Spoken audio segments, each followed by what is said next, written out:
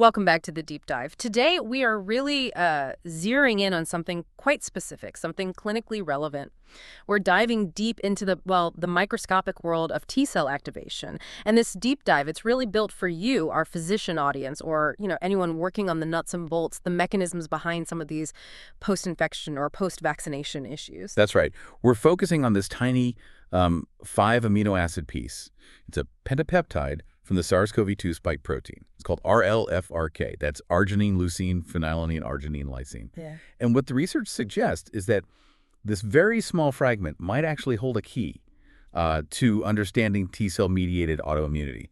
And this could have, well, direct impacts on the central nervous system. So our mission today really is to get past just correlation, the epidemiological links, and really dig into the specific molecular logic. We're pulling together research on T-cell receptor cross-reactivity, how MHC presentation actually works, looking at specific autoimmune-linked alleles and the exact human proteins that this RLFRK sequence might be mimicking. Exactly. The goal, for you listening, is to walk away really understanding the how.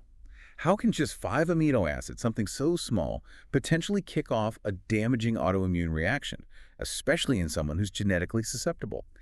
And we have to start at the beginning, right? The basic rules, the permissive rules of how T cells even recognize things. Okay, let's unpack this. Let's start right there with the immunology, the prerequisite for this whole idea. Our sources call it the 5 allele rule. What's that about? Right. The core idea here is something called permissive recognition, or immunologists often call it the degenerate nature of the CD4 plus T cell receptor, the TCR.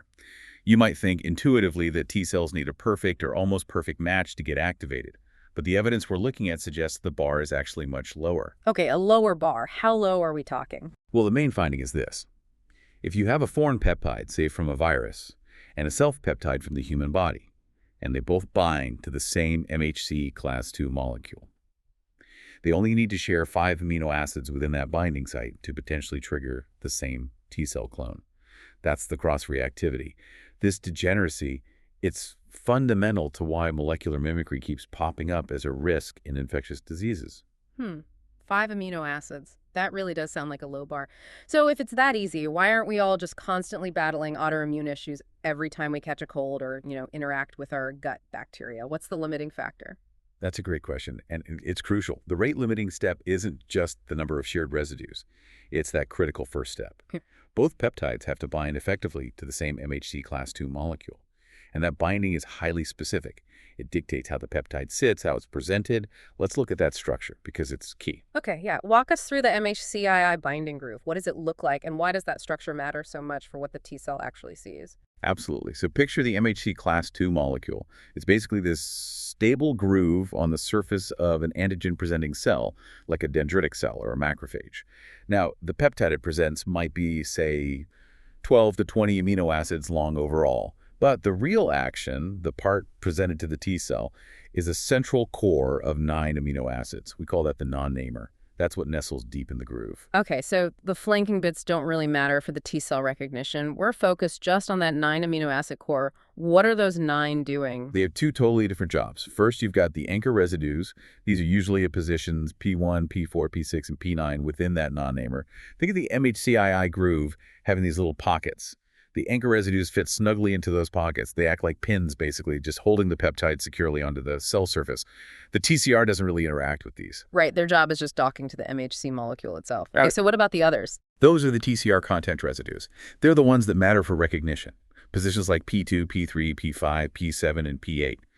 Unlike the anchors deep in the pockets, these residues point upward and outward from the groove. They stick out, like little flags waving.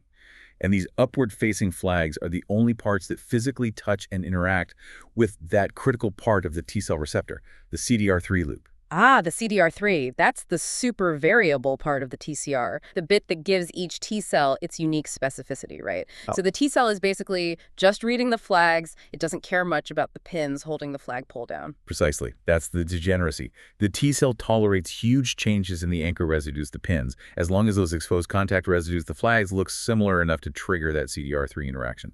That tolerance is what makes the 5AA rule plausible. Is there solid experimental proof for this? I mean, evidence showing this level of degeneracy?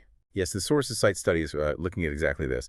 They found that peptides that shared only 4 of those crucial upward-facing contact residues but had completely different anchor residues, Hmm? still triggered TCR cross-reactivity in something like 62% of the cases they tested. So it really proves that T cell prioritizes that exposed surface, not the underlying anchors holding it in place. Okay, this mechanism is really key for our audience to grasp. It takes molecular mimicry from being this sort of vague possibility to something structurally almost inevitable, given the right conditions. So the implication for you, the physician, is pretty significant. This permissive recognition, driven by just a few shared exposed residues, means a foreign peptide, like from SARS-CoV-2, could potentially activate self-reactive T cell clones. Clones that maybe should have been deleted in the thymus during development, but weren't that incomplete clonal dilution idea. This degeneracy kind of keeps the door ajar for autoimmunity. That's exactly it. It means just finding a 5-amino acid match, if it's presented by the right MHCII molecule, becomes biologically quite plausible as a trigger. Okay, which leads us perfectly to the sequence in question, RLFRK, and its connection to a specific MHC known to be involved in autoimmunity. Right, so the pentapeptide RLFRK, it's highly conserved, meaning it doesn't change much cross variants, and it's located right in the S1 subunit of the spike protein. That's the part the virus uses to bind to our cells, the receptor binding domain, or RBD. So it's in a functionally critical spot. And what makes RLFRK specifically such a strong candidate for mimicry? Is it just the sequence itself? It's more than just the sequence, it's the way it lines up perfectly within a longer stretch of amino acids compared to a human protein sequence. We're not just matching 5 random amino acids floating around. RLFRK sits inside 2 longer, 15 amino acid sequences, 1 viral, 1 human, and the surrounding context is also quite similar, enhancing the chance they be processed and presented similarly by an antigen-presenting cell. Okay, let's get specific. What are those two 15-omer sequences? So the viral 15 crew from Spike, positions 446 to 460, is GGNYNYRLFRKSN. And the human 15-mer counterpart, this comes from a protein called POGNT1, positions 605 to 619, is RGNHRGRWRLFRKKN.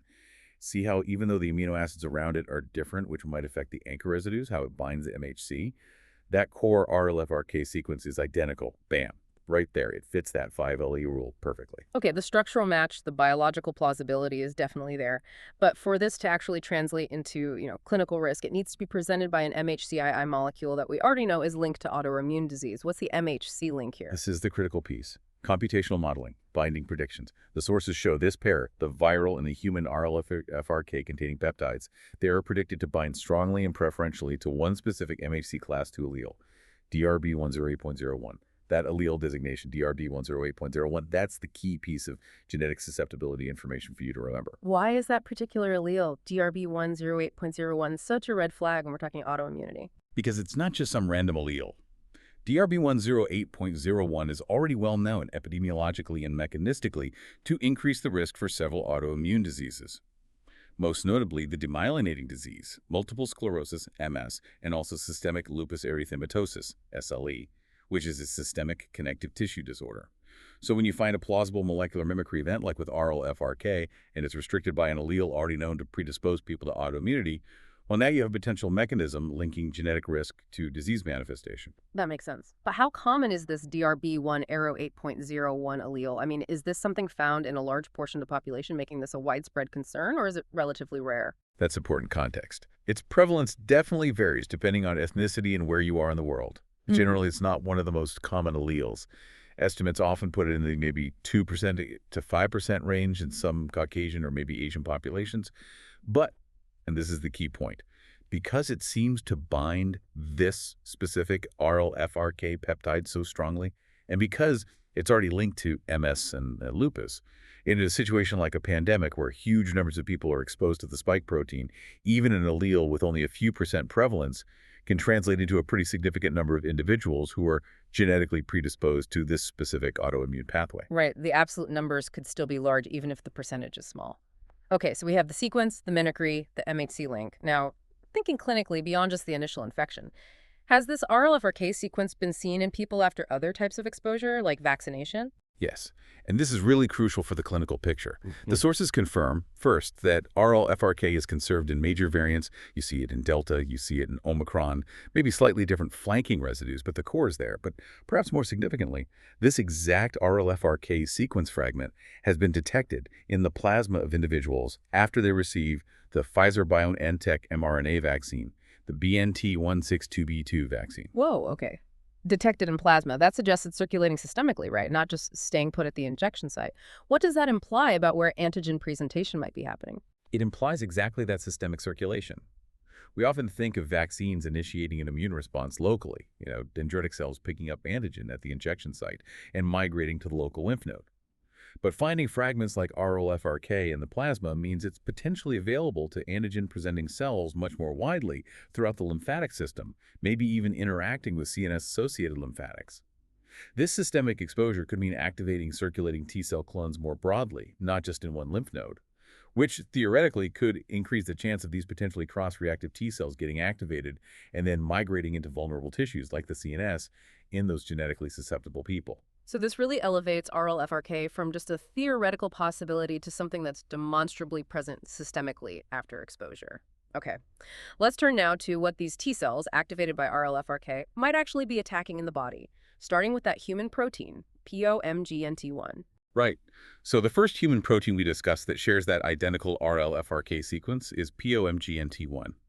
The full name is protein alminose beta-1, the video-1 tail acetyl glucosaminotransferase 1. It's quite a mouthful. It's an enzyme. Its job is to start a specific type of protein modification called omanosyl glycosylation. Okay, post-translational modification sounds a bit abstract. For our physician audience, can you unpack omanosylation a bit more?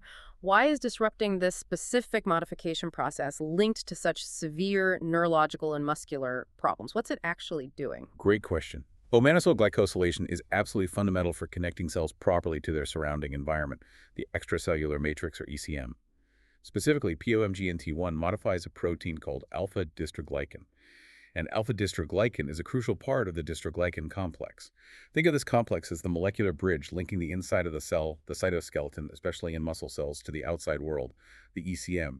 It provides structural integrity. So omanosylation is kind of like the molecular glue holding that cell environment connection together. That's a good way to put it. And when that process fails, either because of a genetic mutation in POMGNT1, or, hypothetically, if T cells attack POMGNT1, that structural link is weakened. In muscles, this leads to muscular dystrophy because the muscle cells become fragile. But crucially, this pathway is also essential in the brain. The dystroglycan complex is vital for guiding neuronal migration during brain development. Let's look at the genetic side then. Mutations in the POMGNT1 gene cause a really severe condition, right? Muscle-eye brain disease, or M. What does MB look like clinically? What are the hallmarks that might mirror an acquired attack? MB is devastating. It's an autosomal recessive disorder. And yes, it features congenital muscular dystrophy, serious eye problems. But the most profound effects are in the CNS. We see severe mental retardation and major brain malformation, specifically something called type 2 lissencephaly. Lissencephaly, that literally means smooth brain, doesn't it? It reflects a complete failure of the brain's cortex to develop properly. Can you explain type 2 lissencephaly a bit more? What goes wrong? Right, smooth brain. Normally, the cerebral cortex develops these characteristic folds, the gyri and sulci. This happens because newly born neurons, generated deep inside the brain, have to migrate outward along specific pathways, called radial glial fibers, to reach their final positions in the cortex layers. In type 2 lissencephaly, like you see in MB, that migration process goes haywire. Because the onanosylation fails, the dystroglycan ECM link is broken. The migrating neurons don't adhere properly, or they might even migrate past their intended layer, breaching the surface of the brain. The result is a brain surface that's largely smooth or has a cobblestone appearance, leading to profound functional deficits. Wow. Okay. So if T cells activated by the viral RLFRK sequence and restricted by that high-risk DRB1 08.01 allele start cross-reacting with human POMGNT1, they're essentially targeting the enzyme needed for this critical neuronal scaffolding and muscle integrity. It provides a direct, plausible pathway for T-cell autoimmunity to cause acquired problems that could, potentially, mimic some aspects of the severe disruption seen in ME.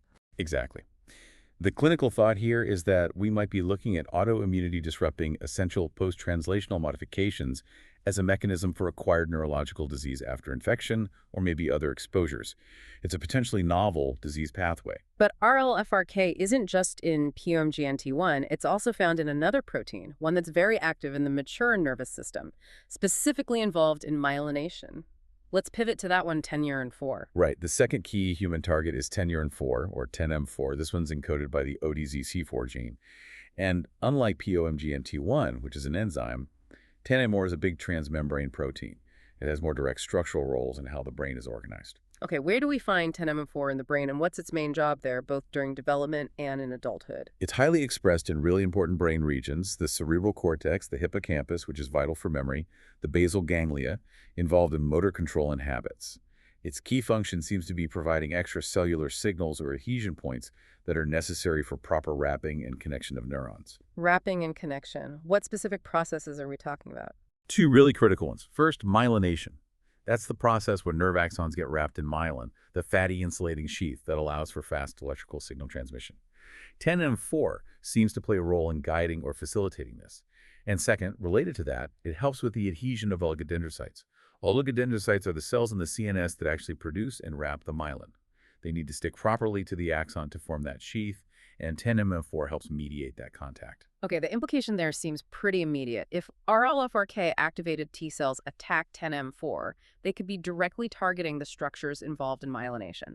That puts us squarely in the territory of demyelinating diseases like MS. Precisely. And remember, the MHC allele restricting this RLFRK peptide, DRB1 or 8.01, is already linked to MS risk. So an immune attack targeting 10M4 provides a really compelling direct molecular story for how T-cell-mediated autoimmunity could drive demyelination in people with that specific genetic susceptibility. The immune attack is aimed right at the integrity of the myelin sheath components. And 10MM4, or its gene ODZ4, it's also been linked pretty strongly to neurodevelopmental disorders too, hasn't it? That's right. The ODZZ4 gene pops up repeatedly in genetic studies as a significant risk gene for autism spectrum disorder, ASD. 10NM4's role in helping neurons connect properly and form the right circuits during development seems critical. When it's dysfunctional, it's not only linked to ASD risk, but also potentially to other conditions like schizophrenia and bipolar disorder. It suggests 10MM4 plays a broader role in maintaining healthy brain wiring and function. Okay, here's where it gets really interesting. Because this RLFRK mimicry of 10MM4 and POMGNT1, it might not be an isolated thing. The sources seem to hint at a broader pattern where different parts of the spike protein mimic various proteins involved in ASD risk or general neuronal development. Can we touch on that theme? Yeah, absolutely. It does seem like spike might contain a sort of cluster of sequences that mimic neurorelated proteins. It's not just RLFRK. For instance, the sources mention sequence similarity, maybe not a perfect match like RLFRK, but close with the protein called PPIF5K2. It's also known as HSPPD1. And this protein is explicitly mentioned as potentially being associated with autism spectrum disorder in humans. The similar sequence noted as SQRLFRKI, again, you see that RLFRK core almost, suggests another potential target. Okay. And there was another one mentioned. Yes, also neuronal PAS domain-containing protein 2. This protein shares a different fragment, ASS-RSS, with spike. And this protein is noted as being highly variable, highly polymorphic in patients with ASD. So when you put it all together, the specific mimicry involving POMGNT1, critical for neuronal migration, 10NM4, vital for myelination and connectivity, and then these other hits potentially related to ASD risk factors. It paints a picture where the spike protein structurally might just happen to have an unusual concentration of sequences that mimic important neurological proteins.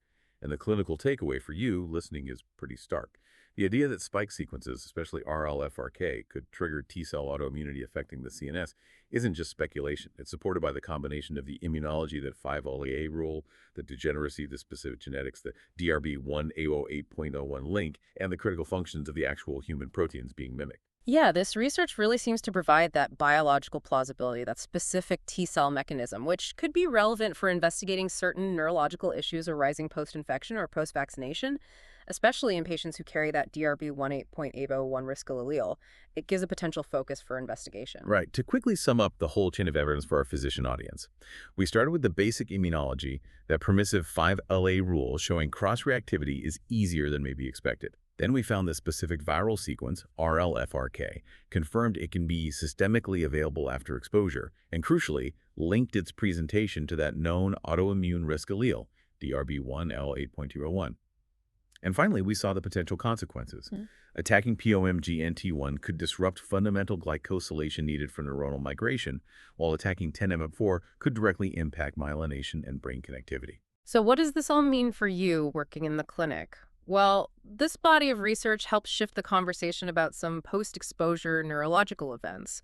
It moves it away from just vague inflammation towards potentially specific T-cell-driven mechanisms linked to genetic susceptibility. It offers a kind of molecular roadmap suggesting potential pathways to investigate, especially when you see neurological or perhaps neurodevelopmental symptoms in patients, particularly those with a known or family history suggestive of autoimmune risk. Yeah, we're moving beyond just saying autoimmunity to potentially identifying specific T-cell responses against specific targets presented by specific MHC molecules. Which leaves us with a final thought, something to maybe ponder. It builds directly on everything we've just discussed. Given what we know about TCR degeneracy and the clear identification of high-risk MHCII alleles like DRB1 08.01, should the medical community perhaps start thinking about more focused clinical investigation, specifically phenotyping patients presenting with post-viral or post-vaccination neurological issues based on their MHC Class II haplotypes? Could tailoring our investigations towards these potentially genetically vulnerable subgroups like the DRB1 08.01 carriers be the key to unlocking a clearer diagnostic picture in these often complex and challenging cases? It's certainly food for thought.